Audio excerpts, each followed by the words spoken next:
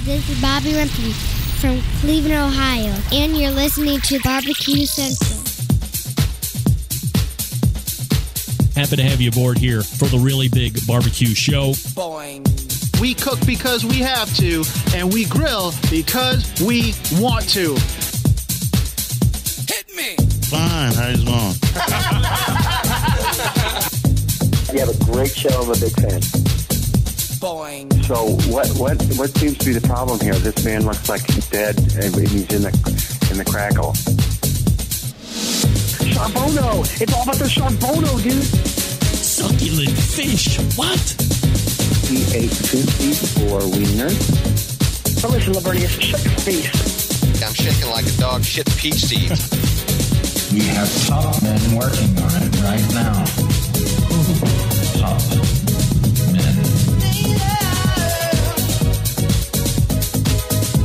And just like that, we are into the second hour. It's the Barbecue Central Show.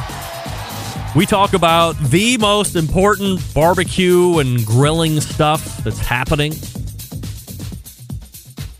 Sometimes other stuff that has nothing to do with barbecue or grilling. If you missed the first hour, shame on you. What are you up to? You can't tune in the most heavily trafficked barbecue and grilling live fire show on the internet. Don't worry, I'm recording. Podcasts will start releasing a little bit later this evening for hour number 1. Hour number 2 will be released on Thursday. And we'll get to Friday here in just a second. Still to come on this show in about 12 minutes from now, Will Ford from Launchboom. Backing up Will Ford will be Ted Conrad from Fireboard as we have a new product announcement. So stay tuned for those. Don't forget, you can follow me socially at BBQ Central Show on Instagram, Twitter, TikTok, and Snapchat / BBQ Central Show on Facebook and Twitch for a video feed. Also one over on YouTube / RD Rempe. And of course, we are also live on Clubhouse as well, by the way. As you may or may not have noticed, Tim Scheer was live via Clubhouse, believe it or not, guesting through there.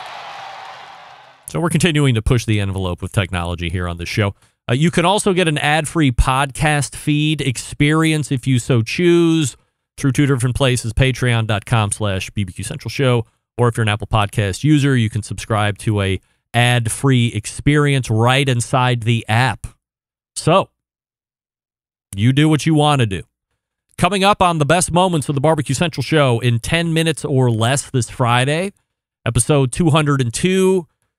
And as I had mentioned during the Tim Scheer interview, and I have to say, I have to give a huge shout out to John Solberg, executive producer of the best moments of the Barbecue Central Show in 10 minutes or less, for reacting and acting to the news of Bill's passing late last week and pulling out episode 202 that he originally had slotted in and went back and found the Barbecue Central Show's interview with Bill Arnold from back in 2011. So 10 years ago, almost 12 years ago, we were chatting it up with then owner of Blues Hog Barbecue Sauce, Bill Arnold. And Bill talks about how he got into barbecue and most importantly talked about the whole genesis of the sauce and how he ended up getting it to market and how it really has become the sauce in the competition scene. I don't think we talked anything about the Barbecue Hall of Fame at that point. I think 2011 was when I was railing against the Barbecue Hall of Fame, if I was even talking about them at all at that point. So if you are completely unfamiliar, if you missed Tim Scheer's portion last segment, you're completely unfamiliar with Blues Hog, you're new to this whole industry, you don't know who Bill Arnold was, then make sure that you're subscribed to the podcast feed, because this coming Friday, you will get a whole introduction and lesson on who Bill Arnold is and what Blues Hog barbecue sauce is and the seasonings, and you will be a better human for listening to that. And this now makes the second time in the show's history where I was told that I've had a conversation with somebody that I don't remember. Get that big stuff out of here. There was a fleeting moment in time as I was passing along that Bill Arnold had passed on social media that I almost said, wish I would have had a chance to interview Bill Arnold or something to that effect. And John said, hey, just so you're okay with it, I ripped out whatever 202 was going to be and slammed in the interview you did with Bill Arnold. And of all, like, I understand 15 years doing the show, a lot of guests every week, a lot of guests every year, a lot of new guests every year. Certain things are going to fall through the cracks. Bill Arnold isn't one that I would have thought would have slipped through my crack, nor would be a John Willingham, a non-show interview, but just a personal phone call from John Willingham. I don't recall having that. So always trying to be transparent. I am at least heartened to the fact that we did do an interview with Bill Arnold back in 2011. So John captured it and reworked it into a best of, and you will have that coming up on Friday. And don't forget, if you have a guest you would like to hear again or a segment you would like to hear again in a best of format, go ahead and email John your request, JON at thebbqcentralshow.com, and he will do his best to meet your expectation. And then there's this. Uh-oh. Gang, what I'm about to show you, I think, is 100% illegal. Like, against the law. Can't buy these things. And I know how I bought this. I mean, I bought it. I was tooling around the Greensburg, Pennsylvania mall, believe it or not, for as small and podunk a town of Greensburg, Pennsylvania is, by the way, that's where my oldest goes to college at Seton Hill University. But there's a town, city around it called Greensburg. And it's nothing to write home about. No offense to Greensburg or the Greensburg Lights or whatever. But they have a spectacular mall. There's a casino attached to it. Great. Plenty of stores that are occupied, including what? Little place called the Village Smoke Shop. And what does the Village Smoke Shop have besides pipe accessories and pipe tobacco and really nice selection of cigars? But on a opposite case, make sure I have this lined up right before I go to it. In an opposite case, they have this. I'm not even kidding. This was in a case, on display, fully on display. Do you know what those are? Does anybody have an idea what those are as you're looking at these? I know I'm a couple seconds ahead of everybody, but put in a guess on what you see on display here right now. I'll give you a second. Yes, that's right. Brass knuckles. And this ain't no joke. I mean, these are like the real deal. Put them right up. You got the little grip thing in your palm. Now I'm ready to pound somebody's face. Unless I am sorely mistaken, these are 100% illegal. You cannot buy these like you can a pack of gum or a cigar or a pipe, which is the store that I bought these in. Technically, my wife bought them. But these are straight up brass knuckles. Now, it did say in the case, paperweight. Paperweight. So I don't know if Pennsylvania is a little loosey-goosey on how they assign sellable titles on things. You can get away with calling it a paperweight. But I looked at those and I looked at my wife and I was like, holy shit.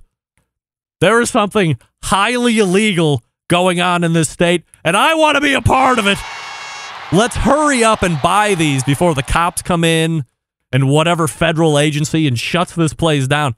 By the way, in the Greensburg Mall, in the Village Smoke Shop, they have inventory of these things because when I went to buy these, they went in the back room and pulled a pair out of the back. They didn't go into the case and give me the only remaining set of brass knuckles. face pounders. They have inventory. So if you've always wanted to own a set of brass knuckles, but you can't because, they're illegal to sell, and according to Admiral Slam on Twitch, by the way, thank you for watching on Twitch, they're illegal to possess in California. You can just stop on by the Village Smoke Shop in Greensburg, Pennsylvania, and get yourself a set of brass knuckles like those right there. How about that? How's your weekend treating you? Not only did we see 2 wins from the Seton Hill volleyball team, the biggest score of the weekend was something I've always wanted to have throughout my life, which is a set of brass knuckles. And now, 47 years later, I have a set of brass knuckles. So now, I have my concealed carry permit. I have my 45 ACP rip rounds. And in my right front pocket, I have a set of brass knuckles. If I miss you with every single shot, I'm jumping on you and pounding your face in with my brass knuckles. Holy moly. What a score. All right, Will Ford is in the green room listening to me talk about brass knuckles, and he's still there. I can't believe he didn't disconnect. We'll talk to him here in just a second. I'll talk to you quickly about Green Mountain Grills. 2 different lines to choose from right now, right? Choice line or the Prime line if you're a person looking to get into pellets, but you don't want all that fandangled gear, technology, bells and whistles. Choice line is the one for you. Daniel Boone in size. It's a good medium-sized cooker. Goes on the deck, goes on the patio, cooks a bunch of stuff. Accepts the pizza oven insert, which I'll talk about again here in a second. But no app connectivity, no Wi-Fi, no internal meat probes, no peek-in windows, just a solid cooker entry level. Now, if you want to spend a couple extra $100, you want 2 internal meat probes, you want peek-in windows on the main cooking chamber, you want a little bit more of a robust build on the frame and the chassis of the cooker, things like this.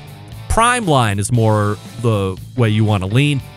2 different models. Peak, the big one. Ledge, the mid-size. If you're looking for something extremely portable, might I direct you into the direction of the Trek.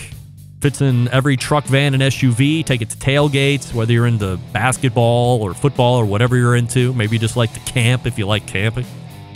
Trek can go anywhere. Plug it into the 12-volt outlet in your car, and away you go.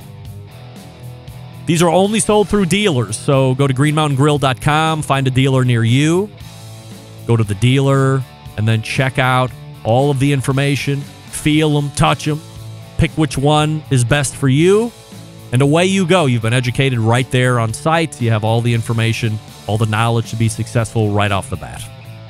Choice line, Prime line, greenmountaingrills.com. They also have accessories, sauces, and rubs to complete the Green Mountain Grill cooking experience. Make sure you tell them the Barbecue Central Show sent you. We're back with Will Ford from Launchboom right after this. Stick around. You're listening to the #1 most downloaded barbecue and grilling podcast anywhere. The Barbecue Central Show.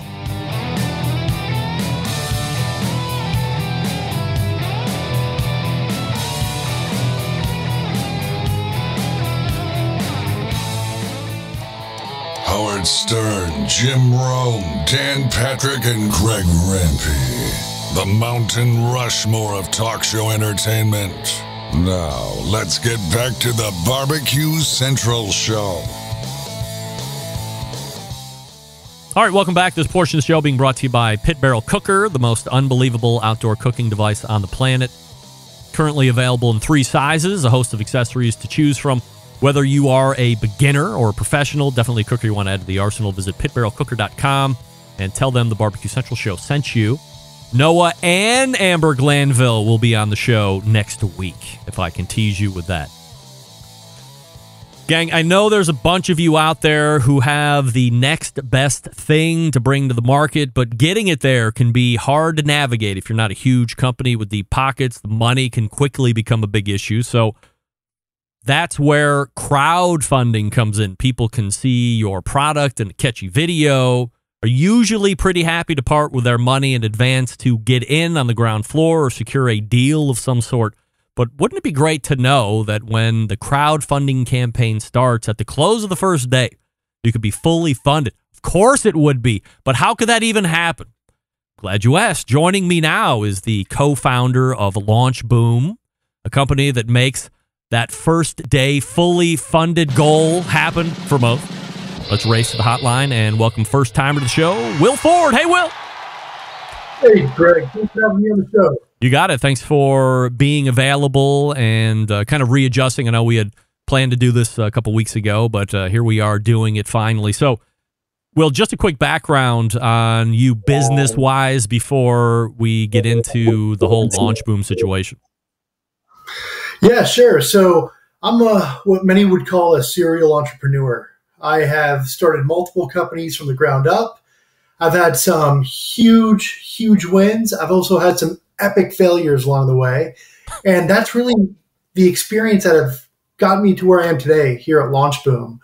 So I started Launchboom back in 2015, having launched many of my own consumer products over the years because I couldn't believe that crowdfunding even existed. I couldn't believe that these platforms like Kickstarter, Indiegogo allow entrepreneurs to take their prototype and pre-sell thousands of units to people worldwide on their platform. The entrepreneur gets all the money up front before they have to manufacture and deliver that product to the end user. So it's just a much smarter, much safer way to validate demand in a much faster time. And over the years, we've created a bulletproof system here at Launchboom that allows us to control that initial success so that as soon as we go live on Kickstarter or Indiegogo, we have what I call as a launch boom effect, where we get the entire project funded within minutes.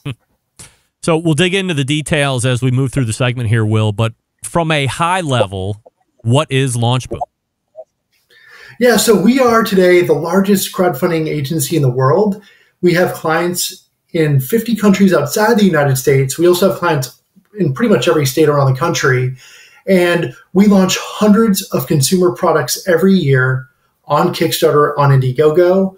Once we get through that pre-sale, we then help our clients continue to scale and grow faster through our e-commerce division. We call that Scale Boom. We custom build on Shopify, and we can drive much more profitable revenue over a longer period of time after that initial pre-sale is complete on Kickstarter and Indiegogo.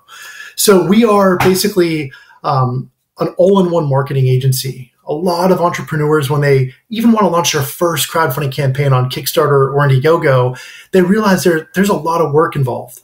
They've got to figure out the messaging, the positioning. They've got to build a beautiful crowdfunding video. They've got to build a beautiful crowdfunding page so people who see it want to buy the product and back the project. But what we do here at Launchboom is we actually work on these projects 3 to 4 months before the launch. And we focus on building hyper-focused audiences ready to buy before we launch. And we do that through Facebook and Instagram advertising. I would imagine that I have some folks in the audience here this evening, pretty industrious folks, and think this is an interesting topic. So is there a best fit for Launchboom? Yeah, that's a great question, Greg. So I'd say the best fit are consumer hardware products, physical, tangible products. Ideally, we like to see an average order value of $50 or much higher if possible. We also find that the audiences on Kickstarter and Indiegogo are dominated by males, ages 25 to 50 years of age.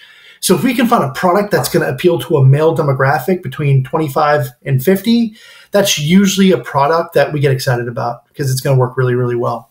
Do you have any data that shows why it's a male-dominated interest versus female? Yeah, tons of data. Tons of data. So over the years, today we've launched more successful crowdfunding campaigns literally than any other agency in the world. And we've retained copies of all those audiences, of every backer that's ever backed any of our project or projects over the years. And that gives us leverage in a couple different ways. That gives us exposure as to like what audiences convert really well on the platforms, being Kickstarter and Indiegogo. But it also allows us to get our clients much larger audiences through pre-launch in preparation for those launches. so that when we go live, we have these massive campaigns that deliver 6 or 7 figures in real revenue very, very fast. How come women aren't into it? What we find with like female-focused products, they're better channels to launch products like Amazon. That's dominated by female demographics. E-commerce, Etsy. And so when it comes to like crowdfunding, and when I say crowdfunding, there's a lot of different types. You've got equity crowdfunding. You have reward-based crowdfunding. What I'm talking to you about right now is what we call reward-based crowdfunding. The 2 biggest platforms in the world are Kickstarter, Indiegogo. They opened their doors back in 2008, so they're still relatively early, but they've been growing huge growth year in, year out ever since they opened their doors back in 2008. Today, there's tens of millions of unique visitors going there every single month looking for the coolest, newest products. As long as you make them feel like they're going to get a discount off the eventual retail price, and that they're going to be the first ones to receive that product, they're happy to give you their money today, and they're willing to wait and be patient, give you the time necessary to figure out how to make and deliver the product. So it really is just a much safer, much smarter way for anyone out there with a consumer product looking to go to market to launch, drive a lot more revenue much faster with much less risk. Will Ford joining me here on the show, launchboom.com, the website. If you're listening through Clubhouse, there's a link right there. So, Will, if you could take me through the partnership process after everyone agrees that this is the best fit for everybody involved, what can I expect from day one? Yeah, so as you can imagine, I mean, I talk to people every day all over the world, Greg. We do have clients in 50 countries outside the U.S. today, which is exciting, but everyone has the same questions for the most part. They're all like, hey, Will, how do I pre-sell $1 million worth of my product on Kickstarter or Indiegogo? How much is it going to cost me to do that? And at the end of the day, do I make any money? And I tell everyone the same thing, Greg. I'm like, whoever answers those questions without doing any testing or providing you with any relevant data within that category or space, they're lying to you, because there's no way to know until you do that work. So what's made us super successful at Launchboom, and the reason we're leading the industry today, is we created this process called TestBoom.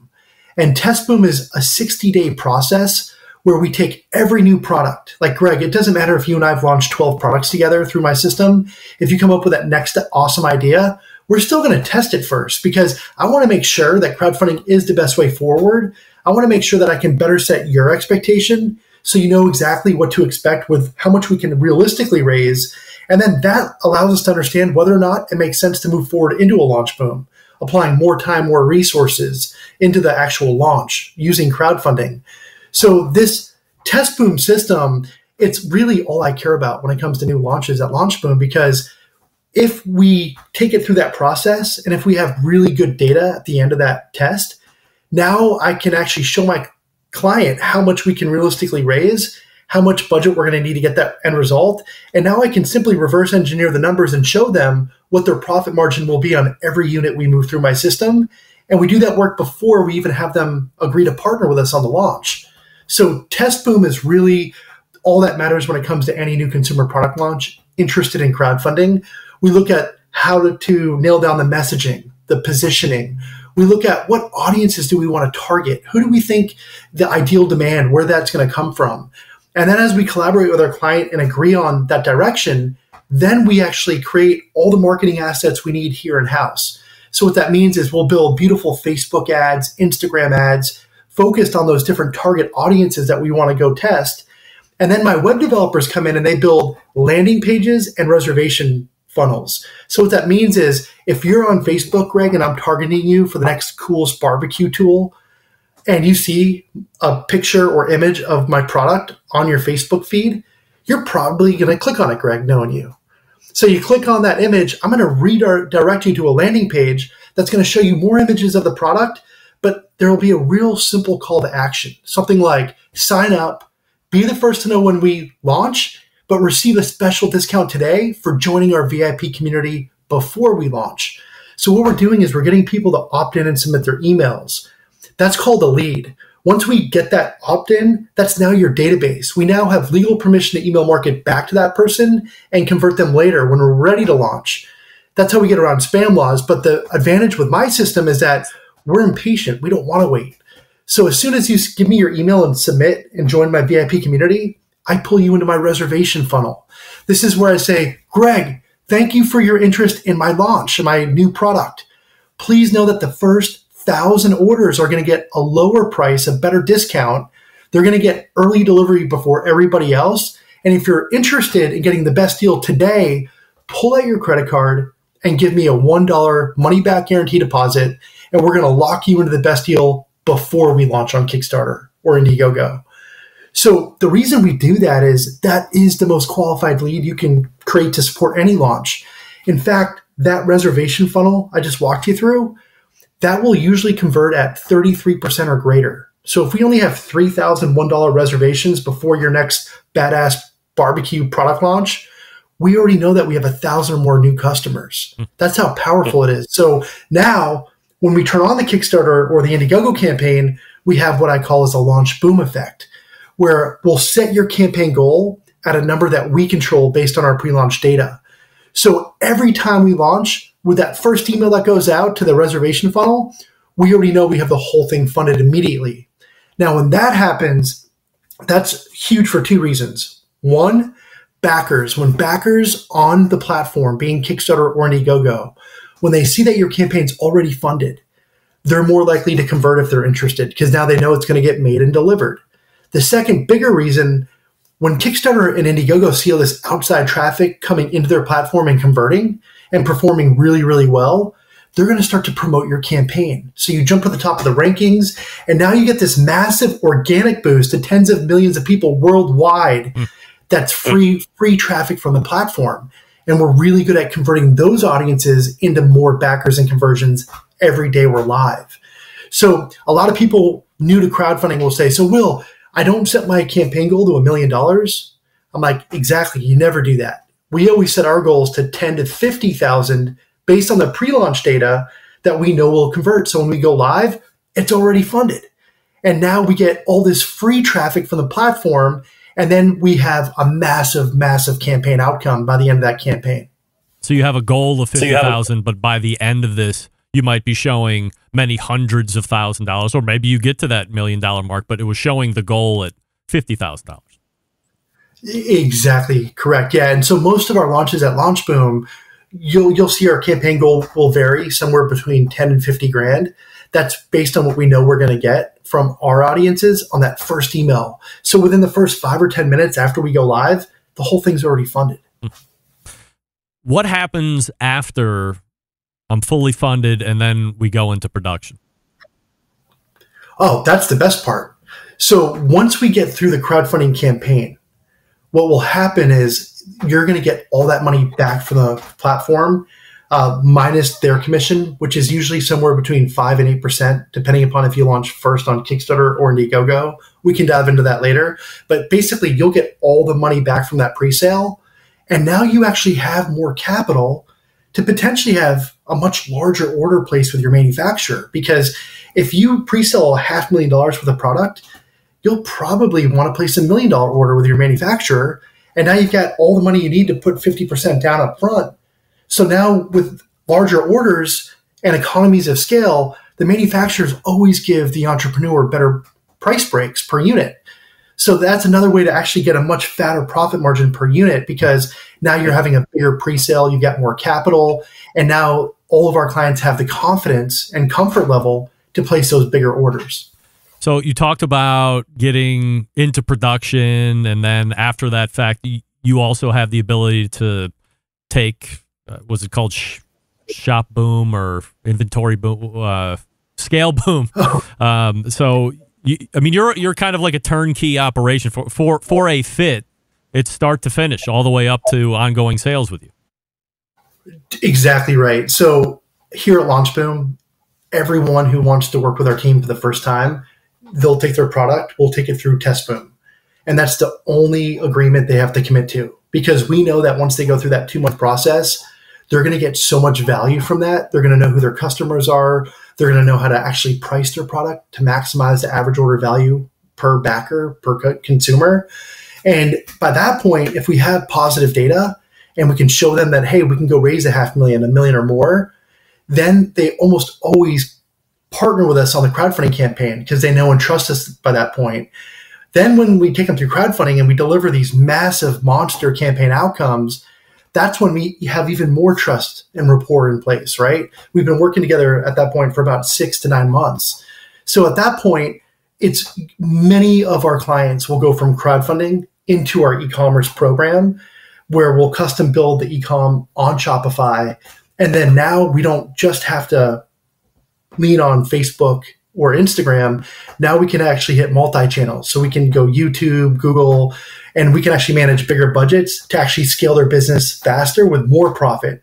Because what happens is the longer we work on the digital marketing, we actually get better and better at maximizing returns.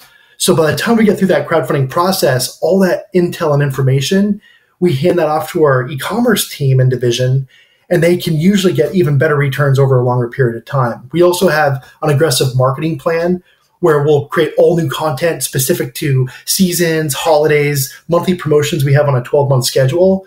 So that content also performs even better once we go from crowdfunding over to e-commerce. So I call it Scale Boom just because it's more aligned with my branding. We get test, launch, scale. So everyone who wants to launch a new product, Test Boom's your best friend. We're going to allow you to basically fail fast and fail cheap, right? That's the idea here. It's, hey, let's take it through our system.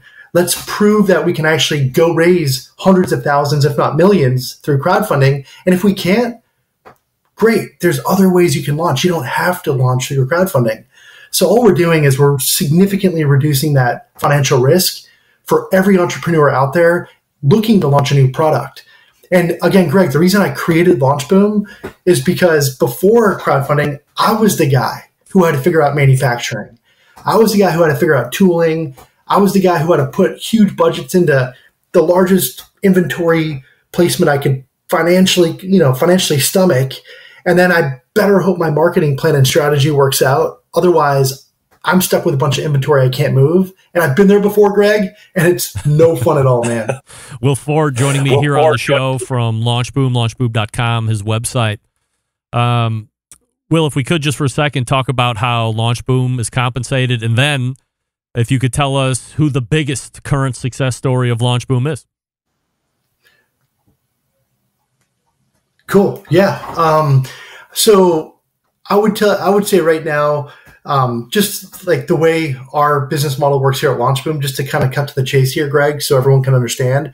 So when people come through the Test Boom system, we have the total cost of that program is $15,000. That includes the advertising budget we need for micro testing and scale.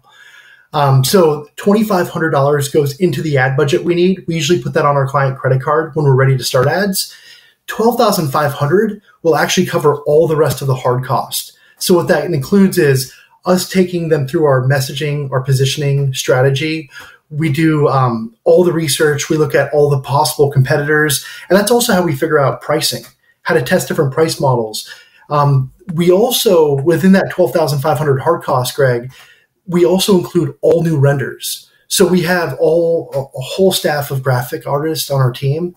And what we'll do is we'll create high resolution renders of the product so that consumers can easily understand what it is with looking at that one image, whether we run an ad on Instagram or Facebook.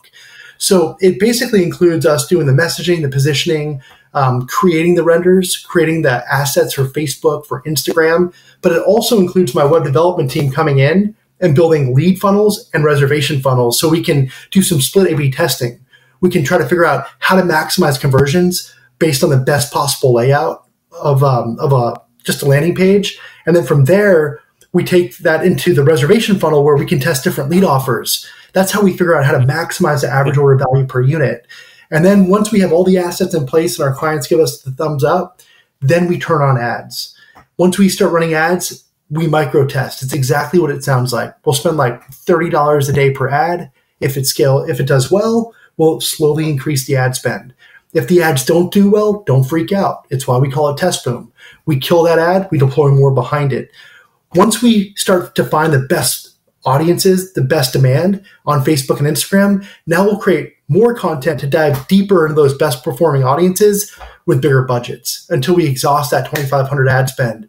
At which point we'll have more than enough data now to show our clients exactly how much we can raise on the crowdfunding platforms, whether it's Kickstarter or Indiegogo. We can also show them what the expected return from the ad spend will be going from a test into a Launchboom. So the beauty of the test boom is once we get through that process, if the data is positive, and let's just say someone out there, they just don't have the bigger budgets we need to go big through Launchboom, we have programs here at Launchboom where we can actually put up all the funding. And the reason we're willing to put our money where our mouths are is because we trust our system. We know if the test checks out, we know the crowdfunding campaign is going to be huge, right? So if our client is underfunded, if they bootstrap just to get that 15 grand together to get the test done, we can come in and support them financially and be their marketing partner the whole way through. Now, to answer your second question, Greg, we've had so many successful campaigns over the years. We've launched more $1 million campaigns than any other agency out there. But I'll tell you a fun story because this one's kind of near and dear to my heart. So early on in Launchboom, when I was first starting the business, I met this young group of guys out in China, and they had this really cool portable AC unit called Zero Breeze. It was really cool. It had a radio. You could bring it outdoors, and you'd think, who would want an AC unit outdoors? There's a ton of demand out there that we know of today. But back then, I was like, wow, this thing, I don't know if this is going to work. So we ran some tests. The data was super positive. So these young kids out in China were like, Will, all we have is a credit card, and all we have is $15,000 limit on our credit card. Is that going to be enough to launch this? And we started running the ads and scaling the ads, and the returns were insane. We took that $15,000 ad budget and we turned it into over $1.3 million in pre-sales. So as you can imagine, those guys went on to build a massively successful company. They've launched multiple AC units within the space, and they've done extraordinarily well. So that one's near and dear because where can you take a $15,000 ad budget and turn that into $1.3 million in sales, right? That's just a huge, massive return on ad spend. Will Ford joining me here on the show from Launchboom and giving us a huge insight into his business and how crowdfunding might be something that you might want to look into. Will, easiest place for people to go to check you out is launchboom.com, or is there a better way to get in touch to start an inquiry? Yeah, launchboom.com is the best place, Greg. On launchboom.com, we have all sorts of free educational support. So literally, if you go to launchboom.com and you go to education or learning, you're going to be able to find all sorts of free blogs, free articles. We've written a book called Crowdfunded, which literally explains our process from A to Z. And then once you read that book, you realize why you may want a marketing partner, because there is a lot of work involved. But we do also have programs, Greg. What I walked you through is my agency model.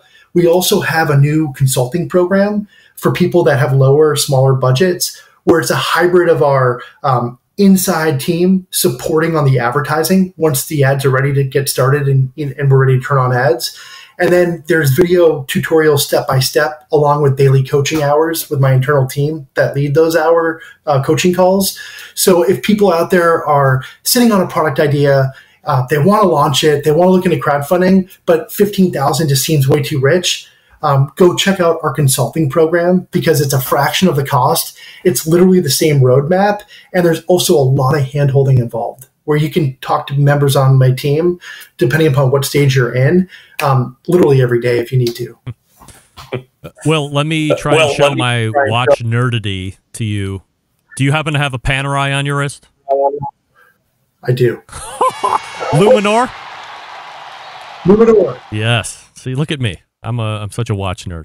Good for you. I got to get one of those, but maybe with my successful Launchboom campaign, I'll grab one with the first round of profits. Hey, Greg, I've literally I have a lot of different Panerais. I love Panerais, but this one was my first one. Yeah, I've had this for like maybe the last 13 years of my life. No way. It's my favorite watch. This thing's indestructible, Greg. I've bumped this more times than I'm kind of embarrassed to say. And it's still like brand new. Is that the 1312? It is, yeah. Yeah, that's the one I'm looking at. All right, good. Well, we have a lot in common, especially watch commonality, which I appreciate. Launchboom.com is the website. Yeah, go ahead. Hey, Greg, one thing though, I don't have brass knuckles. I mean, if you want to make a trade like for like, I'll send you these brass knuckles tomorrow. You can send me that 1312. We can call it even. Deal? Probably not. Oh, Probably man. not. I'd rather just fly out to Ohio and oh, yeah. and go to that little smoke shop. Much cheaper, no doubt about it. Will, appreciate the time tonight. Thanks so much. All right, Greg. Thank you. You got it. There he is, Will Ford. I thought I had him on those brass knuckles for the Panerai trade, but Will is definitely a businessman, no doubt about it, and we appreciate it. So if you're interested, if you have the next greatest idea, if you have 15 grand to start on the agency side of things, which, considering the payoff here, pretty cheap.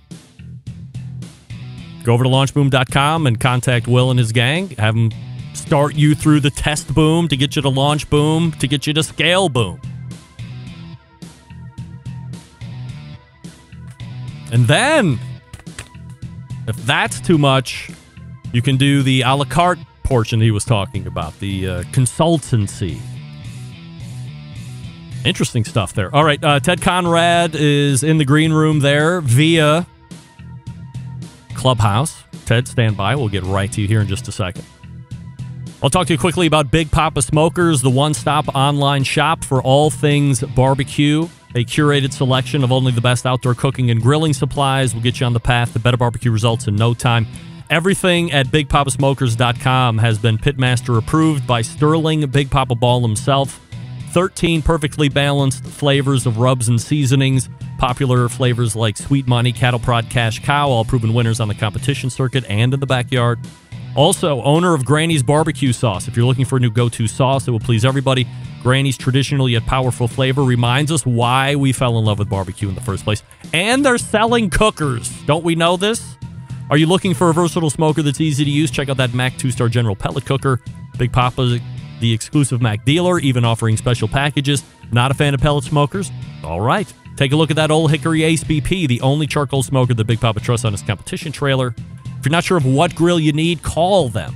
877-828-0727 or shop their website, BigPoppaSmokers.com. That's BIGPOPPA Smokers.com. We're back with Ted Conrad right after this. Stick around. We'll be right back. You're listening to the #1 most downloaded barbecue and grilling podcast anywhere. The Barbecue Central Show.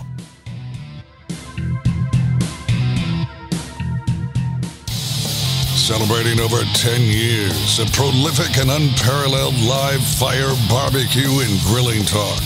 And yes, it's still being done from Cleveland, Ohio. You're listening to the Barbecue Central Show. This portion being brought to you by Smithfield.com through the grilling season for recipes as well as tips and tricks from world champ pitmasters like Chris Lilly, Darren Worth, Ernest Cervantes, Giles Cridlin. Mouth-watering flavor, no artificial ingredients. Smithfield Fresh Pork, quite simply, some of the finest pork money can buy. A trusted choice of world champion pitmasters for use in competitions and at home. Also, if you're a committed cook, go to Smokin' with Smithfield.com to report your first place finishes in pork, shoulder, and ribs. Coming out of the bullpen tonight, longtime sponsor of the show and the creator of the incredibly popular Fireboard 2, Fireboard 2 Drive, and Fireboard 2 Pro remote thermometers. Tonight we'll be discussing something new that is just hitting the market today. Maybe a little Thanksgiving too. And we race to the hotline and welcome back friend of show, Ted Conrad. Hey, Ted. Hey, Greg. How are you? I am absolutely fabulous, Ted. Appreciate making time for the show as always. Last time, well, actually, let me ask you this. Did you hear any of the previous interview with the guy from Launchboom? If so, how does that strike you? I did, and I didn't hear the whole thing, but I heard the last part of it. It's a pretty fascinating deal. I know there's quite a few agencies that work kind of in that crowdfunding space. Did he mention what his fee was or what his cut was in the revenue? Yeah, so it sounded like to start it was going to be 15 grand to do the test boom side of things, where they go through a whole bunch of testing to make sure the product's going to be viable or not. If it is, then that's when they would start to put together a whole video and the landing pages and the reserve funnels or reservation funnels that he was talking about. And then after it gets funded and you really figure out what money you're going to be getting back to actually go to production, they have a commerce side, which would be Shopify and a bunch of other stuff. And I'm sure they get some kind of a percentage of sale per unit at that point. So I'm not sure exactly what that amount would be, but I guess that would be dependent on how many units you're selling anyway. As somebody that's in manufacturing and doing new products quite regularly, have you ever thought about going a crowd-funded route just so you don't have to either go to the bank or pull money out of the reserves? Yeah, we've thought about it, and we actually did in 2016. It was funny because Steven, my co-founder, we started in 2015, so we worked for almost a year and a half on the original Fireboard, and we did the mobile app. He was working on the mobile apps, their server stuff, the actual firmware in the device. So it took us a while, and then we basically were ready to go, and we were kind of looking at each other like, okay, what do we do now? Like, how do we get this out to the market? So, and we ended up doing a Kickstarter, and we did not use an agency, and I can't remember the name of some of these guys will take some of these guys will actually fund the ad spend for you, but they take a massive cut, like 25 or 30%. And that can be tricky depending on your cost structure of the device, right? Because if you're selling it at a discount for the Kickstarter anyway, and then furthermore, if you're not doing large volumes, I mean, your costs are probably pretty high. So you could end up almost upside down. I mean, you might sell a bunch, but each one you're basically selling them at a loss. So yeah, we did that. We did a modest campaign ourselves, which was cool because we were able to get the marketing stuff out there and kind of put some videos together and a lot of collateral. And that worked pretty well. It was a good kind of springboard just to get us out there. And they have a good following, right? I mean, there's obviously a lot of people that find your stuff on Kickstarter organically. So yeah, that it worked well. But at this point, we're like today we launched Fireboard Spark, and we decided hey, look, we'll push this out through our channels, and we have such a loyal customer base, which we're incredibly blessed by. And that was just, oh my gosh, it's so nice to be able to send an email blast to all of your current customers, and everybody starts reading it. I mean, the email pickup rate or the open rate is I mean, it's almost 50%. I mean, it's really incredible. So yeah, that's worked out pretty well. So last time you were on, Ted, we were talking about what was then the new Fireboard 2, Fireboard 2 Drive, and obviously the Fireboard Pro. We were also discussing supply chain issues and how that was impacting your company as well as many other companies across the United States and across the globe. So as we close out this year, how do you feel about ending up and weathering this situation, and what are you expecting Q1, Q2 next year in that regard? Well, I wish I knew exactly how next year is going to play out. I mean, I'll mention, as I mentioned, earlier, this Fireboard Spark, which is the instant read, basically cloud connected instant read. This was sort of a supply chain feat, right? I mean, our purchasing manager, Hannah, at Fireboard, I mean, she has done an incredible job because some of these components you just cannot find. And it's to the point where some of these components have like a 2-year lead time. Wow. And I'm talking about some of the microchips, right? Some of these integrated circuits that are on the board. And so you have to literally buy as much as you can find and put it on your shelf. So there's a huge impact in terms of inventory and cash flow. But for some of these parts, if you don't put them on the shelf, it's hard to really plan any production going forward. And your question about when does it get better? I don't know enough in terms of the nuances of the wafers that are used, the integrated circuits, which go into all these fab houses to create these. I mean, I just don't know when that's going to get better. But yeah, I guess my feeling is it has to get better at some point, as long as the market forces are sort of allowed to work themselves out, right? So, Ted Conrad, we'll see how it goes. Joining me from Fireboard, fireboard.com, the website. So we've mentioned it a couple different times, but let's do it here officially. A Barbecue Central Show exclusive news update. Greg Rempe reporting for the breaking news desk here in Cleveland, Ohio, the city that breaks the most live fire breaking news as it breaks across the nation, nay, the globe. And we go to Kansas City, where Ted Conrad is getting ready to introduce a new product. What are we calling it, Ted? Okay, it's called Fireboard Spark. All right, and we're watching a video of it right now on the video side here. So when I see it, well, let me refrain from giving you my thought. Tell me about the Fireboard Spark, what it is, and what it's going to do. All right, well, I can only guess at what you're inferring there, but the Fireboard Spark is what we call a smart instant read thermometer, but it's an instant read, but it's also a Fireboard. So it's really a versatile device. You've got, the obvious, the swivel out probe, like you've seen, that's almost ubiquitous with a lot of instant reads, which is obviously that there's some function there, right? That's a really fast Type K thermocouple probe that we've put on there. So it reads incredibly fast. It's NAST certified. So this comes with a calibration certificate. So we're aiming for basically the prosumer market, right? These are people they want premium devices. They expect these devices to work well, to be accurate. And then also it has a single channel probe port. So this actually, just like the flagship Fireboard, this works just like those, right? You plug in your probe. It can be an ambient probe, food probe, whatever. Track your temperatures, a nice little graph. So the same Fireboard experience is with the Spark, but in addition, you get the nice instant read. And there's some cool technology in terms of how we handle some of the instant read stuff. There's also quite a few other features I can get into. Some of them are aimed a little bit towards the restaurant market, which is kind of a fun angle for us to kind of go after as well. So a couple different things to unpack here, and we'll let you explain a little bit more or get into the weeds a little bit more on this because we're all about that. So from an instant read thermometer standpoint, how does this compare to what many would consider to be the industry standard in that regard, being a thermopen? Something that is going to give you just as quick of a reading, something that is going to be just as accurate within that, plus or minus 1 degree. How does that stack up?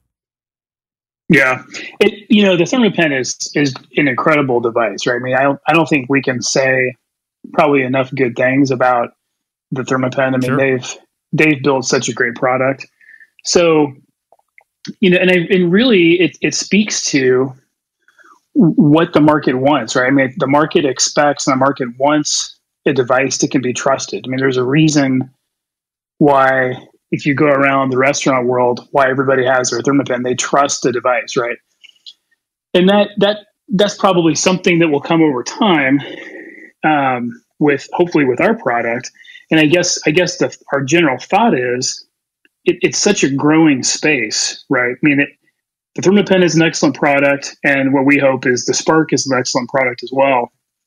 And both products can share in some of that. And but yeah, I mean, it will be NSF certified. It's actually any day now we'll get the official email that's be NSF certified.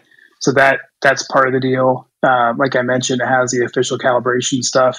So in terms of the speed, it's incredibly fast. I mean, we're down to the last few little polishing touches in terms of some of the stuff on the device, and that it's pre-orders start today. It starts shipping at the end of November. So there's a couple things, and I think we will publish official stats in terms of the actual speed and how that compares with some of the other thermometers on the market. But it is fast and very accurate. When it's being used as a single channel Fireboard, can it also be turned quickly around to be used as an instant read thermometer while it's also being a single channel Fireboard? Am I asking that question right? Yes. Yep. It can. And yep. And that's kind of a neat feature. and I think that's probably how some people might use it. I think in many cases it's probably one or the other. And then the other cool thing is, if you have a Fireboard, the Spark is a nice complement to it, right? Because you already have 2 or 3 or 4 or 5 channels that you're graphing with your Fireboard, and then you add the Spark to it, and now you have really nice little instant read dots that will show up on your chart, right? So it basically complements the kind of the Fireboard experience and the nice, beautiful graph and charting that we already have. So I think it goes well with the Fireboard, but it's a nice standalone device, and I think we're kind of aiming a little bit more towards a broader market, right? I mean, I think anybody in the kitchen that's doing cooking, the instant read is such an incredible tool to have on hand, right? So this is something we hope people will pull out of the drawer and use it just like their other tools. Ted, one of the things that I was reading was, and that really blew my mind, was a 12-month battery time under normal usage conditions. Now, I don't necessarily know or what constitutes normal usage conditions, but 12 months under normal, whatever that is, seems exceptionally long in a good way. How do you get that performance? Yeah. Well, the device itself has, I don't know if you guys have seen, like there's those round cylindrical cells, kind of like and some of those big flashlights, but it's a lithium ion cell. It's a 2600 milliamp. So it's a relatively large battery. And then we're being really smart about the power states, right? So as soon as if you open the probe, obviously it turns on, it connects, but as soon as you close it, obviously it goes into a sleep mode. For the leave-in probe, which is a little bit different than the Fireboard 2, the Fireboard 2 will send out temperature data every 5 seconds nonstop. So the Spark will go into a mode where it basically is going to go into power saving, and it will basically smartly send out temperature updates at a little bit less frequent interval, but that will dramatically improve the battery life. So effectively, you're able to sleep most of the time, and then it just connects briefly and sends a quick update. So, and we've made sort of assumptions for what normal use is. We basically said, hey, look, if you use the instant read, once or twice a day, and if you were to use the external probe port for maybe once a week, like an average cook. So that's sort of how we modeled it up. So I think it'll be pretty impressive. I mean, the goal is, like I said, you pull out of the drawer, you expect these devices to turn on and work. We want people having to recharge this all the time. In the promo video, I see a lady putting this thing underneath running water of a sink. So are we calling this waterproof or water resistant? We are calling this waterproof. So this is exciting. We spent a lot of time trying to make that happen.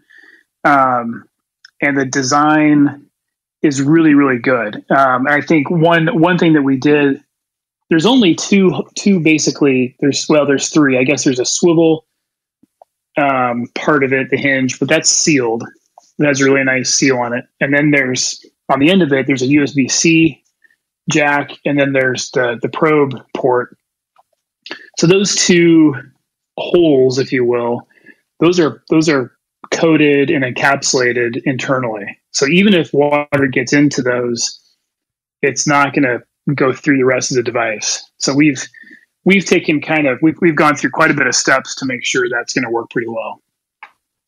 From in the weeds portion of this, what else should we be knowing about it, especially for those of us that are really steeped into this industry and into the live fire stuff? What do we need to know that sets itself apart?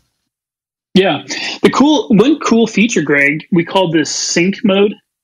And sync mode is basically turns the Spark into a display. And, one thing that I would think a lot of us are spending a lot of time during the day, like we're on our computers, right? We're sitting there at our desk. And, the Fireboard is great because you pull out your phone, you've got the Fireboard app, but, sometimes you're on the phone, sometimes you're sending a message, sometimes you don't want to pull out your phone. So the sync mode will monitor your other Fireboard channels. So if you have a regular Fireboard running, and you say it's running at your house, you're cooking something, but you're at the office, and you can turn sync mode on and you can monitor all those channels. And it just sits there right there on your desk. I mean, like, it's a beautiful, the way this thing sits on your desk, and it's like the perfect angle. The display is really cool. So I think, and to be honest, I've been running sync mode on my Spark, and I run sync mode more than I actually use it as a thermometer. So. And you're just carrying this thing around with you wherever you go. As long as you have a local area network connection or a Wi-Fi connection, you can see what's going on at your home if you're in your office.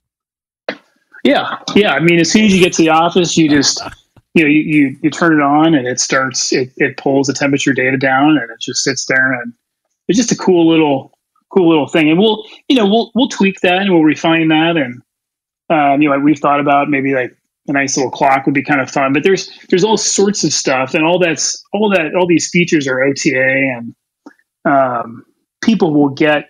The nice thing with Fireboard is we continue to innovate on the software side. So all that, you buy the Fireboard once, but you get the benefit of all the software stuff that comes after that. What are we looking at price point wise?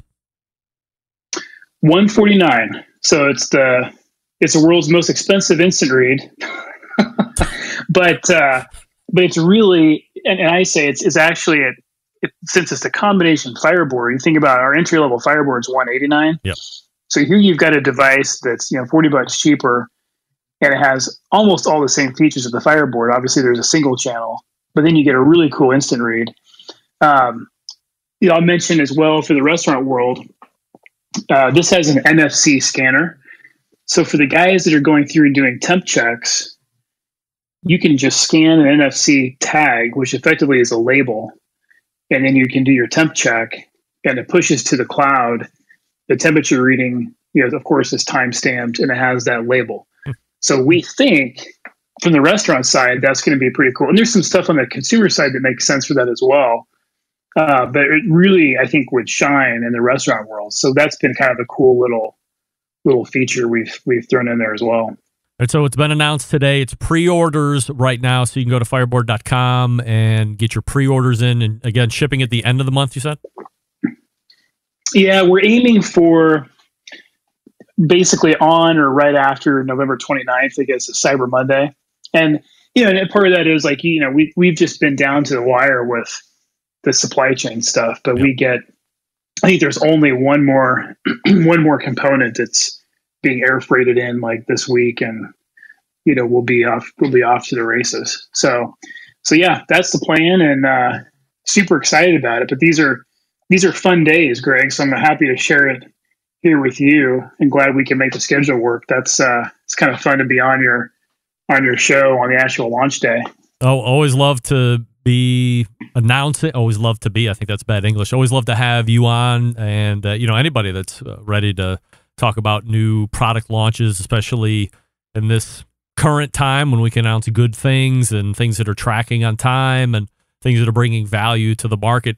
Like you said, if you're looking at it just in a vacuum, is it a really expensive instant read meat thermometer? Yes, but it's not just an instant read meat thermometer. So I could make an argument that for $60 or $70 more than whatever the leading competitor is, you're getting a whole bunch more value add into this component or into this thermometer as well.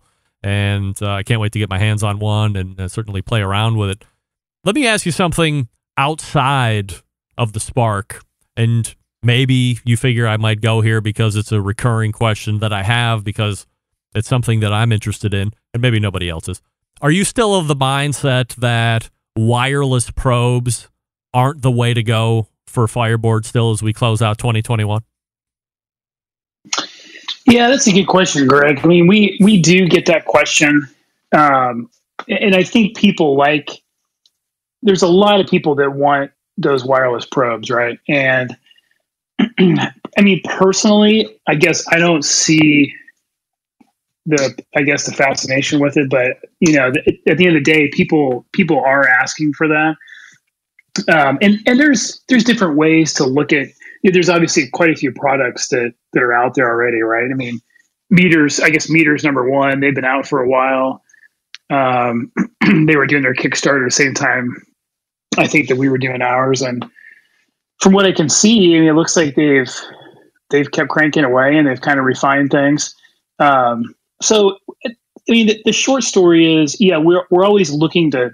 At the end of the day, we're a technology company. We're trying to make really, really good, innovative products, right? And if there's something that we think that we can do better, I don't think we have any interest in just copying what somebody else is doing, right? I don't think there's any reason to do that. I don't think that really adds much value.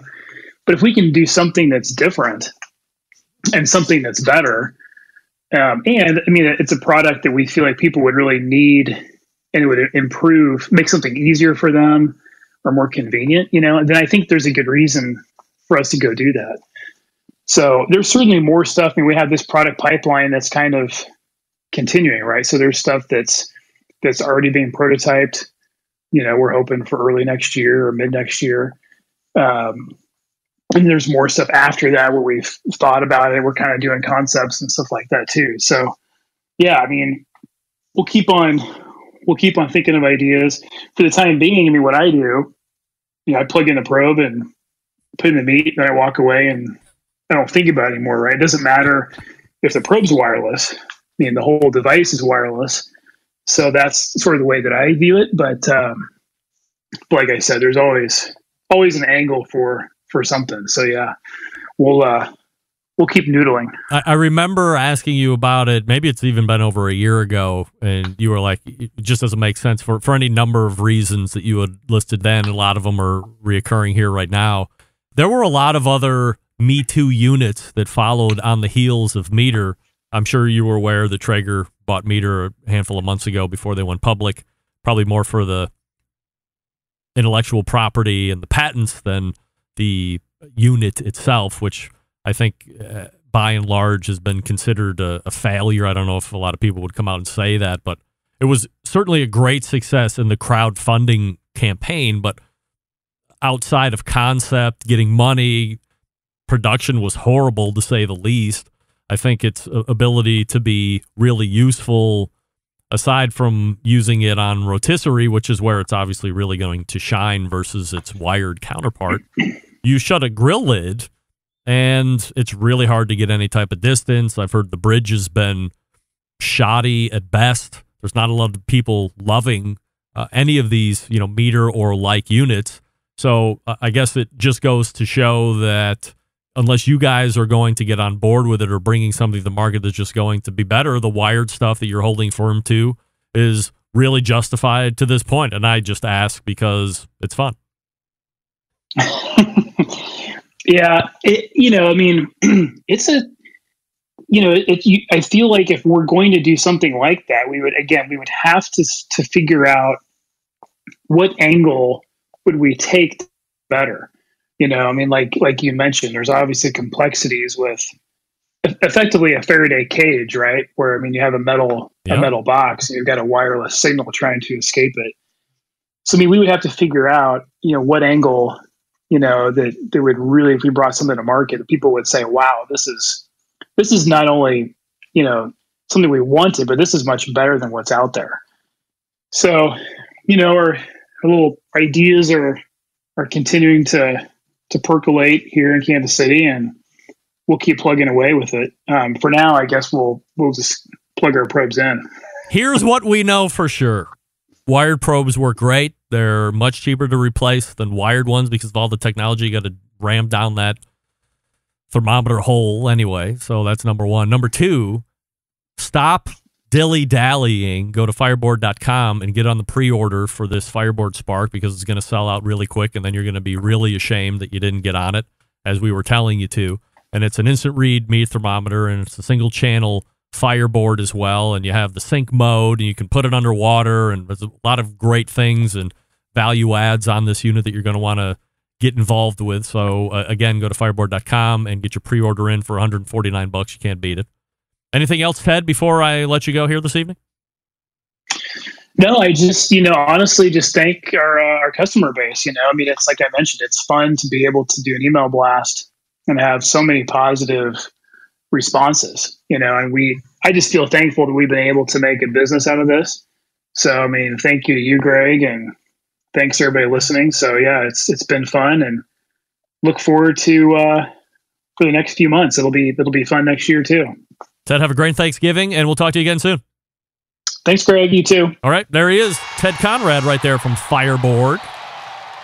Also taking part on Clubhouse, which we appreciate. Sounds great. So this has proven to be a successful test here. 50% of guests tonight showing up through Clubhouse, which we certainly appreciate. All right, let me talk to you quickly about Vortic Watch. Vortic Watch Company is a small batch custom watch manufacturing and vintage restoration company. Located in northern Colorado, they take antique American pocket watches and turn them into wristwatches. Their mission? Preserve and enhance the legacy of manufacturing excellence in America. In order to do that, they combine traditional and cutting-edge technology to create unique, quality, functional timepieces with exceptional value. Here's the coolest part. Each watch that Vortic makes is a unique, one-of-a-kind piece. Vortic founded on the motto that America wasn't assembled, it was built. Check out VorticWatches.com for more information. By the way, in 2 days, on the 11th, they're going to be launching their military edition on Veterans Day. So make sure, if you're interested in finding out about their military edition, the Veterans edition, go to VorticWatches.com, check out the military page. See, those watches are going to be coming. They're awesome. A little bit bigger price tag. I think they're $6,500, $7,000 or whatever it is. But to know where these watches came from, what they were sitting in, and how you have a part of American history is unbelievable. So check them out. We are back to wrap the show right after this. Stick around. We'll be right back.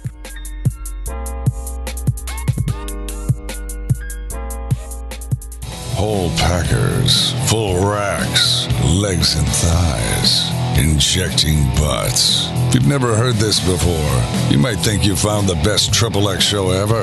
Let's get back to the most homoerotic host out there today, Greg Rempe. All right, welcome back.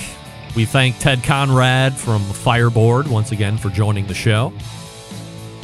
Don't forget, the Fireboard Spark. Let's go. Fireboard.com. Check out the promo for the Spark. Get on board. Pre-order now. $150. Little less. $149.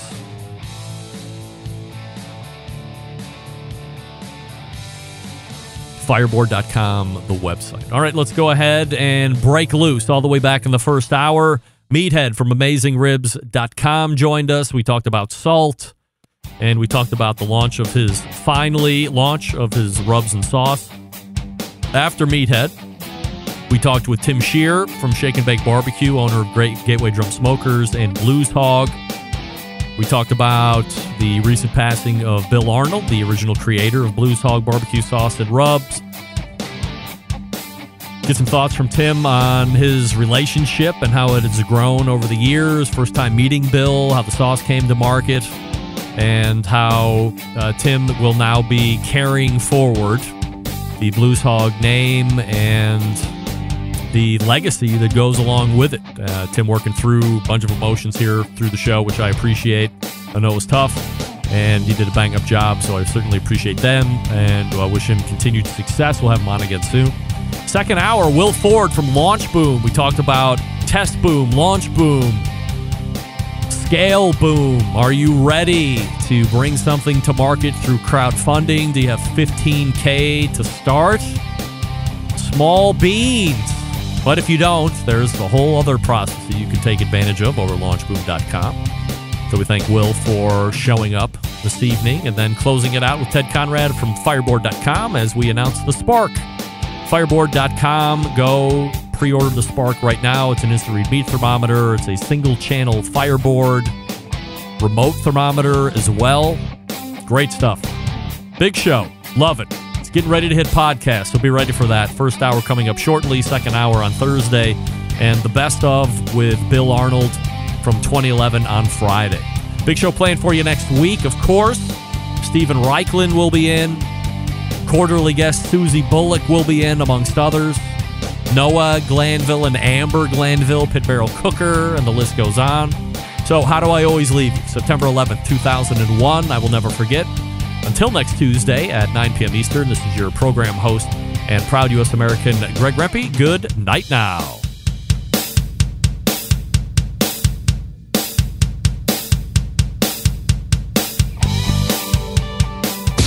Hi, this is Austin Parsons, Pitmaster with Smoky Mountain Q in Nashville, Tennessee, and you are listening to the BBQ Central Show.